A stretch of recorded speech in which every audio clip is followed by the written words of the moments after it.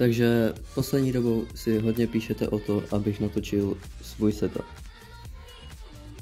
A já jsem se rozhodl, že to pro vás udělám. Takže já už to nebudu dál zdržovat a jdeme se rovnou na to podívat. Takže se připravte. 3, 2, 1. Tak, tohle je můj překrásný setup, kde natáčím videa. A můžeme rovnou začít tady u židle. Taková ne nic extra, ale je hodně pohodlná. Dobře se na ní sedí. Je červeno-černá, což jsou krásné barvy. Dále tu máme tuhle Logitech klávesnici, která už teda má něco za sebou, jak můžete tady vidět, ale i tak jsem za ní rád. Jo.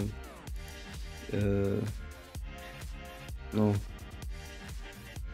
je to prostě dobrá klávesnice, kvalitní. Dále tu máme samozřejmě myš, kterou jsem předtím teda používal tady tuhle, ale té přestalo bohužel fungovat kolečko, takže jsem switchnul tady na tuhletu myš, kterou jsem si vyrobil sám. Je udělaná z houby na mytí nádobí, což upřímně kdo na světě to má, že jo. Dále tu máme teda sluchátka, které jsem předtím používal tady tyhle, ale no, už jsou i hodně zaprášený. Samozřejmě switchnul jsem na tyhle ty bezdrátový Lamax Trims 1, který, když se mi podaří otevírají se trošku stuha, ale jo, je tam teda jenom jedno sluchátko, ale i tak jsou výborný na hraní Minecraftu samozřejmě, abych slyšel creepery. Potom máme i samozřejmě takovouhle velkou podložku, jo. Byla to největší, kterou jsem teda sehnal za 20 korun.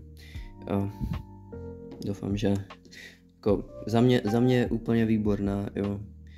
Nemohl bych si přát lepší. A samozřejmě poslední věc, kterou tady máme, tak je tento krásný HP notebook, jo. Nevím moc, co k němu dodat, prostě jako taky samozřejmě i jako ta klávesnice a jako všechno. Je trošičku starší, ale i tak je výborný. Že to jako trošičku se laguje, když tady budu hýbat myší, tak můžete vidět, že no maličko se laguje, ale to samozřejmě nevadí, protože samozřejmě jde o výkon, což tento notebook má výborný výkon. Tady Minecraft rozjede až na 30 fps, což je za mě úplně crazy, jo. Ale to ještě není ta nejlepší část, protože ta nejlepší část tohohle notebooku je, že vám tady dokonce i ukáže, jak je venku, jo. Takže teďka zrovna je 12 stupňů a je slunečno, což se hodí, protože se díky tomu nemusím ani koukat ven a můžu jenom hrát, což je úplně výborný.